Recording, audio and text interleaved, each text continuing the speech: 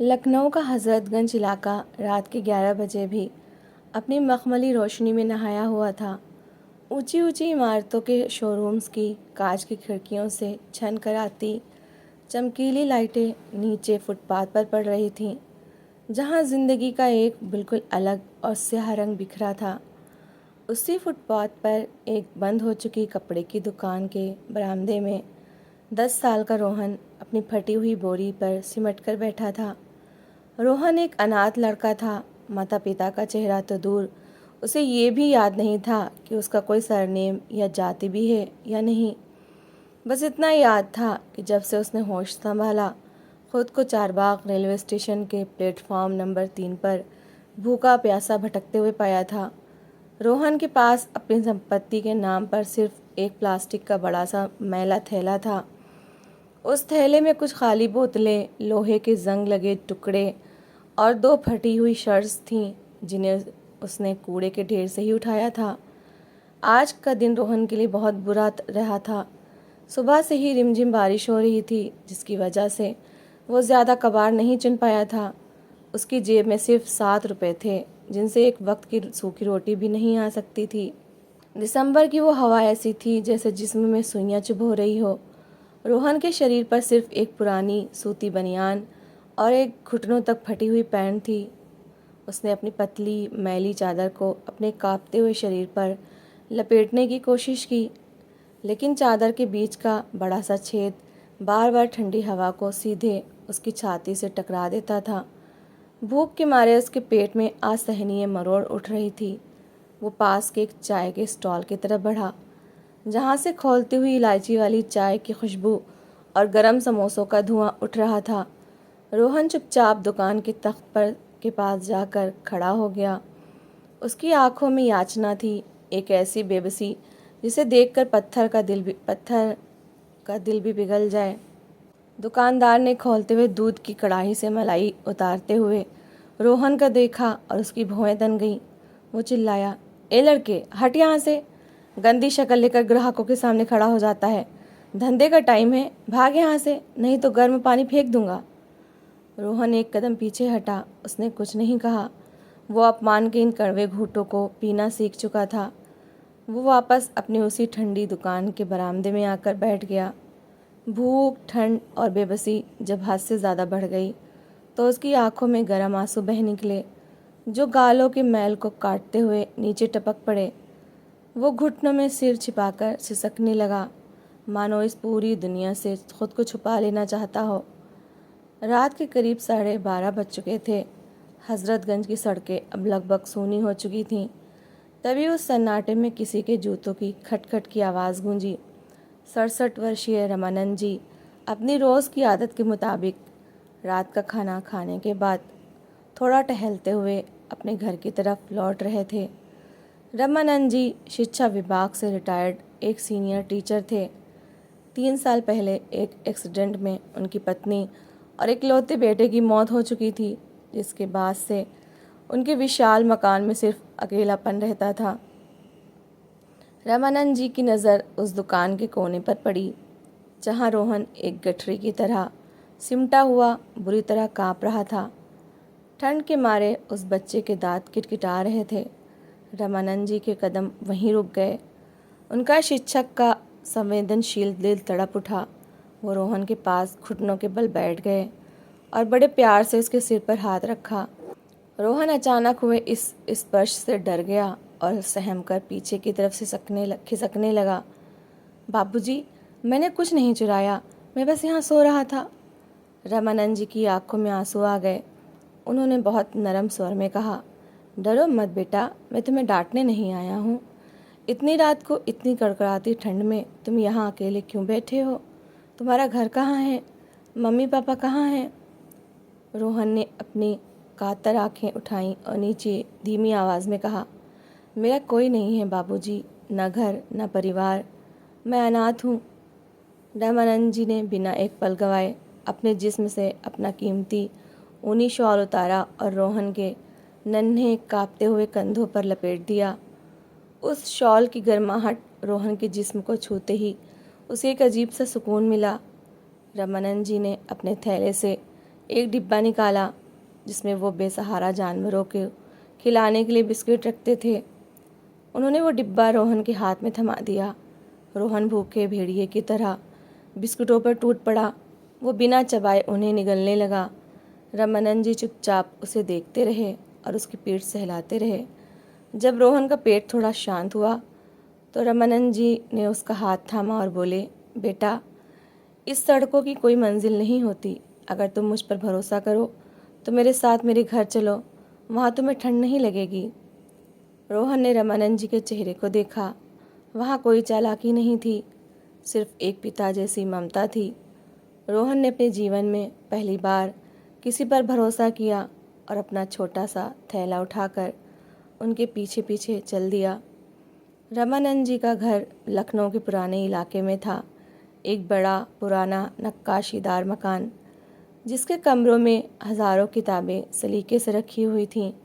घर में कदम रखते ही रोहन को एक अलग ही खुशबू का एहसास हुआ। ये कागज़ और ज्ञान की खुशबू थी। रामानंद जी ने रोहन को सबसे पहले गर्म पानी से नहलाया, उसके फटे कपड़े फेंक कर अपने बेटे के बचपन के रखे हुए साफ़ सुथरे कपड़े पहनने को दिए। उस रात रोहन को डाइनिंग टेबल पर बैठकर गरम दाल चावल और घी लगी रोटी खाने को मिली। महीनों बाद रोहन एक मखमली गद्दे पर सो रहा था, जहाँ ना तो पुलिस वालों के डंडे का डर था और ना ही रात को भीगने की चिंता। अगली सुबह रामानंद जी ने चाय की चुस्की लेते हुए रोहन को अपने पास बुलाया। उन्होंने रोहन के गंदे काले पड़ चुके हाथों को अपने हाथों में लिया और कहा, रोहन, आज से तुम कबाड़ नहीं चुनोगे। आज से तुम इस घर के बेटे हो, लेकिन मेरी एक शर्त है, तुम्हें मन लगाकर पढ़ना होगा। रोहन की आंखों में चमक आ गई, लेकिन साथ ही एक डर भी था। बाबूजी, मुझे तो का खा गा भी नहीं आता, क्या मैं पढ़ पाऊँगा? रामानंद जी मुस्कुराए। पढ़ाना मेरा काम है, बस तुम सीखने की ज़द मत छोड़ना। रामानंद जी ने रोहन का एडमिशन पास के एक अच्छे स्कूल में करा दिया। रोहन की उम्र के हिसाब से वो बड़ी क्लास में बैठने लायक था, लेकिन पढ़ाई का ज्ञान ना होने के कारण उसे निचली क्लास में बैठना पड़ा। स्कूल के पहले कुछ महीने रोहन के लिए किसी मानसिक प्रताड़ना से कम नहीं थे। स्कूल के अमीर और सरवंट बच्चे अक्सर उसकी पुरानी ज़िंदगी का मजाक उड़ाते थे। एक दिन क्लास के एक लड़के ने रोहन का बैग ज़मीन पर फेंक दिया और कहा, इस कबाड़ी को हमारे साथ क्यों बिठा दिया? इसके बैग से तो आज भी कचरे की बदबू आती है। पूरी क्लास हंसने लगी। रोहन उस दिन बिना लंच किए स्कूल की छत के कोने में बैठकर रोता रहा। शाम को जब वो घर लौटा तो उदास था। रामानंद जी ने उसकी उदासी महसूस कर ली। उन्होंने रोहन को अपने पुस्तकालय में बुलाया और अलमारी से एक बहुत पुरानी खूबसूरत किताब निकाली। वो उर्दू के मशहूर शायरों और हिंदी के महान लेखकों की रचनाओं का संग्रह था। रामानंद जी ने रोहन को पास बिठाया और कहा, बेटा रोहन, ये जो लोग आज तुम पर हंस रहे हैं, इनकी हैसियत सिर्फ इतनी है कि ये दूसरों की कमियों को देख सकते हैं। तुम हीरा हो, बस अभी उस पर धूल जमी है। ये जो अक्षर किताबों में लिखे हैं ना, ये सिर्फ शब्द नहीं हैं, ये वो जादुई हथियार हैं जो अगर तुमने सीख लिए तो कल ये पूरी दुनिया तुम्हारी आवाज़ सुनने के लिए लाइन लगाकर खड़ी होगी। अपनी भाषा को अपनी ताकत बनाओ। उस दिन के बाद से रोहन बदल गया। रामानंद जी रोज़ शाम को 4 घंटे खुद रोहन को लेकर बैठते। वो उसे हिंदी के तत्सम शब्द, व्याकरण और उर्दू के तलफ़्फ़ुज़, उच्चारण की बारीकियाँ सिखाते। रामानंद जी रोहन से कहते, जब तुम ज़िंदगी बोलो तो नुक्ता सही जगह होना चाहिए, जब तुम हृदय बोलो तो उसमें गहराई होनी चाहिए। रोहन की भाषा दिन ब दिन निखरती गई। उसकी आवाज़ में एक प्राकृतिक भारीपन और खनक थी जो रामानंद जी के मार्गदर्शन में तराशे हुए हीरे की तरह चमकने लगी। स्कूल के डिबेट कंपटीशन और नाटक प्रतियोगिताओं में अब रोहन का नाम सबसे ऊपर आने लगा। जो बच्चे कभी उसका मजाक उड़ाते थे, अब वो उसके लिखे हुए भाषण मांगने के लिए उसके आगे पीछे घूमते थे। 7 साल पलक झपकते ही बीत गए। रोहन अब 17 साल का एक लंबा, सजीला और बेहद शालीन युवक बन चुका था। उसने 12वीं की परीक्षा पूरे ज़िले में टॉप किया था। समाचार पत्रों में उसकी तस्वीर छपी जिसमें वो रामानंद जी के पैर छू रहा था। रामानंद जी का सीना गर्व से चौड़ा हो गया था। वो अपने मोहल्ले में सबको मिठाई बांटते फिर रहे थे। देखो, ये मेरा बेटा है रोहन। रोहन ने तय किया था कि वो आगे चलकर सिविल सर्विसेज की तैयारी करेगा या फिर मास कम्युनिकेशन में जाएगा ताकि अपनी आवाज़ और लेखनी से समाज को बदल सके। सब कुछ किसी सुंदर सपने जैसा लग रहा था, लेकिन नियति को शायद रोहन का यह सुख बर्दाश्त नहीं हुआ। अगस्त का महीना था। लखनऊ में भारी बारिश हो रही थी। रोहन कॉलेज के कुछ काम से यूनिवर्सिटी गया हुआ था। शाम को जब वो घर लौटा तो पूरा घर अंधेरे में डूबा था। आमतौर पर रामानंद जी शाम को बरामदे की लाइट जलाकर रोहन का इंतज़ार करते थे। रोहन का दिल किसी अनहोनी की आशंका से ज़ोर से धड़का। वो तेज़ी से अंदर भागा। उसने ड्राइंग रूम का स्विच ऑन किया। लाइट जलते ही उसके हाथ से किताबों का थैला छूटकर ज़मीन पर गिर गया। रामानंद जी सोफे के पास फर्श पर औंधे मुंह गिरे हुए थे। उनके हाथ में वो वही पुरानी उर्दू की किताब थी जो उन्होंने रोहन को पहली बार दिखाई थी। रोहन पागलों की तरह चिल्लाया, बाबूजी, बाबूजी, आंखें खोलिए, देखिए मैं आ गया। उसने उनके ठंडे पड़ चुके हाथों को मला, उनके सीने पर सर रखा, लेकिन वहाँ कोई धड़कन नहीं थी। डॉक्टर को बुलाया गया, जिन्होंने आते ही नब्ज़ देखी और सर झुकाकर कहा, आई एम सॉरी, इन्हें बहुत मैसिव प्रस्थान हार्ट अटैक आया था। ये करीब 2 घंटे पहले ही शांत हो चुके हैं। रोहन के ऊपर जैसे आसमान टूट पड़ा। वो बिना आंसू बहाए घंटों रामानंद जी के पार्थिव शरीर को देखता रहा। जिस इंसान ने उसे ज़िंदगी दी थी, आज वही उसे हमेशा के लिए छोड़कर चला गया था। अभी रामानंद जी की 13वीं भी पूरी नहीं हुई थी कि मकान के बाहर 3 गाड़ियां आकर रुकीं। गाड़ियों से कुछ लोग उतरे जो ख़ुद को रामानंद जी के सगे भाई और भतीजे बता रहे थे। वही लोग जो रामानंद जी के जीते जी कभी उनका हाल पूछने नहीं आए थे। उन्होंने रोहन का कॉलर पकड़ा और उसे घर से बाहर खींच लिया। उनके हाथ में कुछ कानूनी कागजात थे। एक भतीजे ने चिल्लाकर कहा, ए लड़के, चल निकल यहाँ से, ये घर हमारे चाचा का है। तू तो एक आवारा अनाथ लड़का है जिसे उन्होंने तरस खाकर रख लिया था। इस जायदाद पर तेरा कोई अधिकार नहीं है। रोहन ने उन लालची चेहरों को देखा। वो चाहता तो कोर्ट जा सकता था, लड़ सकता था, लेकिन उसने सोचा कि जिन बाबूजी ने उसे मर्यादा सिखाई, उनके जाने के बाद वो उनकी चौखट पर कोर्ट कचहरी का तमाशा नहीं करेगा। उसने रामानंद जी की दी हुई वो पुरानी किताब अपने सीने से लगाई, अपने कुछ जोड़ी कपड़े उठाए और बिना एक शब्द बोले उस बड़े से घर की चौखट को चूमकर बाहर निकल गया। वो एक बार फिर से लखनऊ की उन्हीं बेरहम सड़कों पर था। रात के 2 बज रहे थे और आसमान से पानी बरस रहा था, लेकिन इस बार रोहन के पास एक हथियार था, उसकी शिक्षा और बाबूजी का दिया हुआ हौसला। रोहन ने हार मानने के बजाय लड़ने का फैसला किया। उसने अमीनाबाद के एक बेहद तंग इलाके में एक छोटा सा कमरा किराए पर लिया, जिसकी छत से पानी टपकता था और जहां 24 घंटे गाड़ियों का शोर रहता था।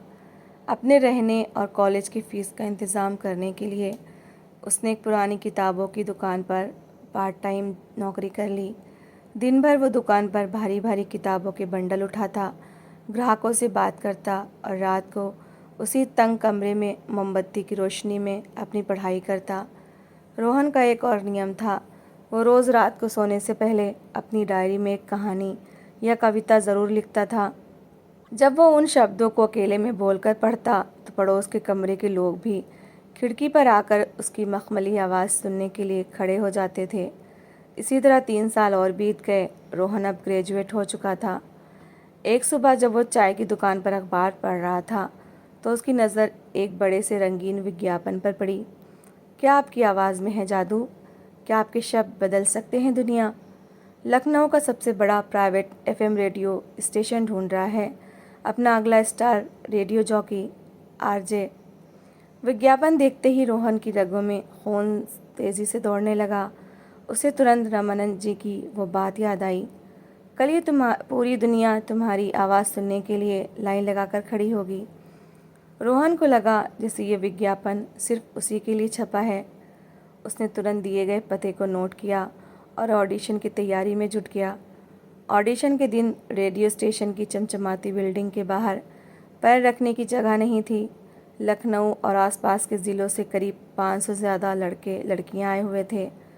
रोहन ने देखा कि वहां आए युवा बेहद आधुनिक कपड़ों में थे, अंग्रेज़ी और हिंदी के बड़े बड़े शब्दों का इस्तेमाल कर रहे थे और आपस में काफ़ी कॉन्फिडेंस दिख रहे थे। रोहन ने अपनी सबसे साफ़ सफ़ेद खादी की शर्ट और जीन्स पहनी हुई थी। उसके पैरों में एक साधारण सा सैंडल था। उसे देखकर कुछ लोग आपस में खानाफूसी करने लगे। ये कबाड़ी यहाँ क्या करने आया है? क्या इसे पता भी है कि रेडियो जॉकी क्या होता है?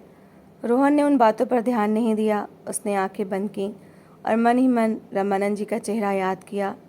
शाम के 4 बज चुके थे जब रोहन का नाम पुकारा गया। Chest number 247 Rohan. रोहन गहरे डार्क रूम वाले साउंड प्रूफ स्टूडियो के अंदर दाखिल हुआ। वहाँ सामने कांच के उस पार 3 जज बैठे थे, जिनमें रेडियो स्टेशन के नेशनल प्रोग्रामिंग हेड और लखनऊ के मशहूर थिएटर आर्टिस्ट शामिल थे। रोहन के सामने एक बड़ा सा ब्लैक कलर का कंडेंसर माइक लगा हुआ था। एक जज ने इंटरकॉम पर कहा, हाँ रोहन, तुम्हारी स्क्रिप्ट कहाँ है जो तुम्हें पढ़नी है? रोहन ने माइक को छुआ। उसकी उंगलियां हल्की सी कांपीं, लेकिन फिर उसने सीधे जजों की आंखों में देखा और कहा, सर, मैं कोई लिखी हुई स्क्रिप्ट लेकर नहीं आया हूँ। क्या मैं वो बोल सकता हूँ जो मेरा दिल कहना चाहता है? जजों ने एक दूसरे को देखा और सिर हिलाया। ठीक है, तुम्हारे पास 2 मिनट हैं, गो अहेड। स्टूडियो की रेड लाइट जली। On air. रोहन ने माइक के बेहद करीब आकर अपनी गहरी मखमली और भारी आवाज़ में बोलना शुरू किया। उसकी आवाज़ में लखनऊ का वो ख़ास अदब था, लेकिन साथ ही एक ऐसा ठहराव था जो सीधे रूह को छूता था। आदाब, नमस्कार, मैं हूँ रोहन। आज मैं आपको किसी राजा रानी की कहानी नहीं सुनाऊंगा। आज कहानी उस लड़के की है जिसने इसी शहर की सड़कों पर भूख से अपनी आंतों को सिकुड़ते देखा है। एक ऐसी रात जब आसमान से बरसता हुआ पानी नहीं, बल्कि बर्फ़ जैसी हवाएं इंसान की उम्मीदों को जमा देती हैं। तब एक 10 साल का बच्चा फुटपाथ पर अपनी मौत का इंतज़ार कर रहा होता है। लोग आते हैं, देखते हैं और आगे बढ़ जाते हैं, क्योंकि इस मसरूफ़ व्यस्त शहर के पास किसी की आंसुओं को देखने का वक्त नहीं है। रोहन जैसे जैसे बोल रहा था, स्टूडियो के अंदर का माहौल बदलने लगा। उसने अपनी आवाज़ के उतार चढ़ाव से फुटपाथ की उस ठंडी रात का ऐसा दृश्य खींचा कि जज अपनी कुर्सियों पर सीधे होकर बैठ गए। रोहन की आवाज़ में वो दर्द था जो सिर्फ अभिनय से नहीं आ सकता था।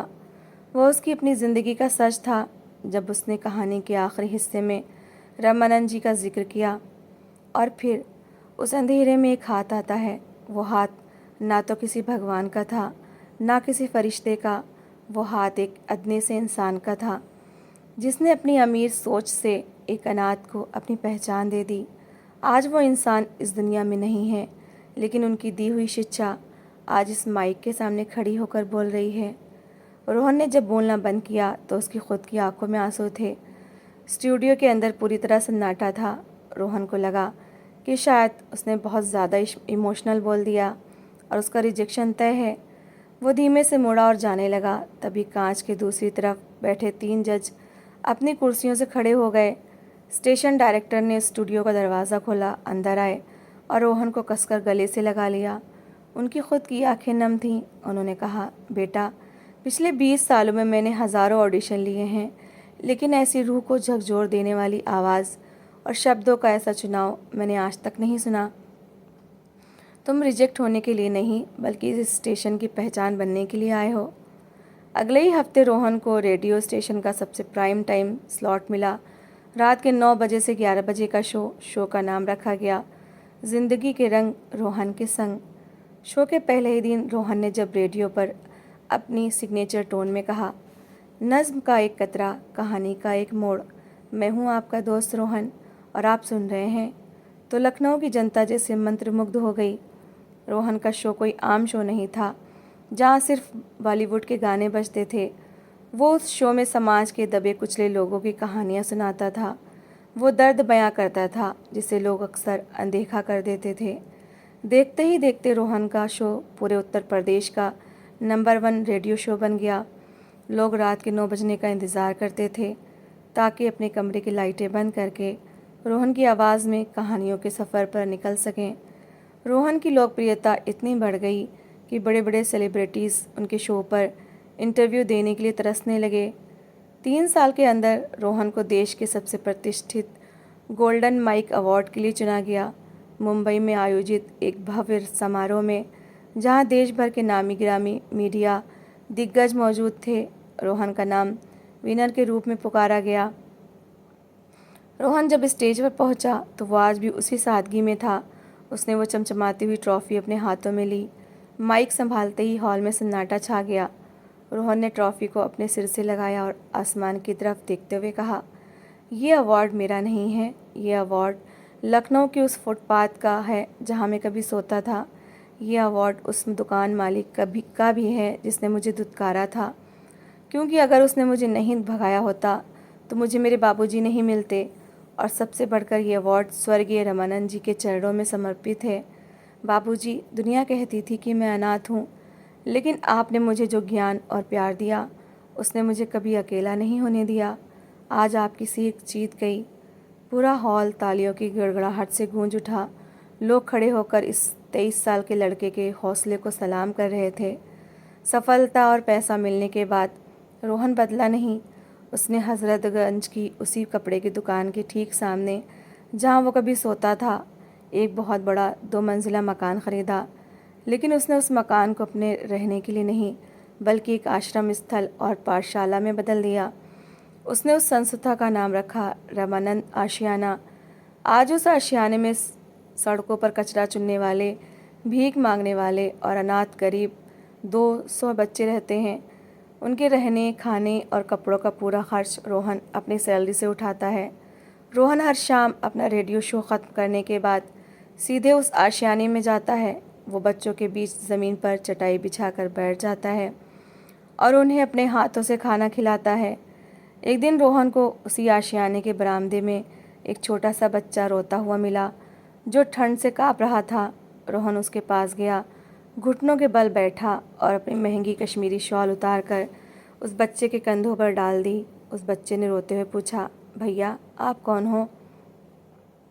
रोहन ने उसकी आंखों के आंसू पोंछे, मुस्कुराया और कहा, मैं तुम्हारा आने वाला कल हूँ बेटा, और तुम मेरा बीता हुआ कल हो। अब से तुम कभी अकेले नहीं रहोगे। रोहन ने उस बच्चे का हाथ थामा और उसे किताबों से भरे एक कमरे की तरफ ले गया। खिड़की से आती चांद की रोशनी में रामानंद जी की तस्वीर दीवार पर मुस्कुरा रही थी, मानो कह रही हो, रोहन, आज मेरी शिक्षा सच में मुकम्मल हो गई। तो दोस्तों, इस कहानी को लेकर आपकी क्या राय है? कमेंट सेक्शन में अपनी राय ज़रूर शेयर करें। और अगर आपको हमारी आज की कहानी अच्छी लगी हो तो प्लीज़ इसे लाइक शेयर ज़रूर करें। और ऐसे ही emotional, suspense, family story, love story, motivational story को सुनने के लिए मेरे चैनल को सब्सक्राइब ज़रूर करें। तो मिलते हैं एक नई और दिलचस्प कहानी के साथ। Thanks for watching.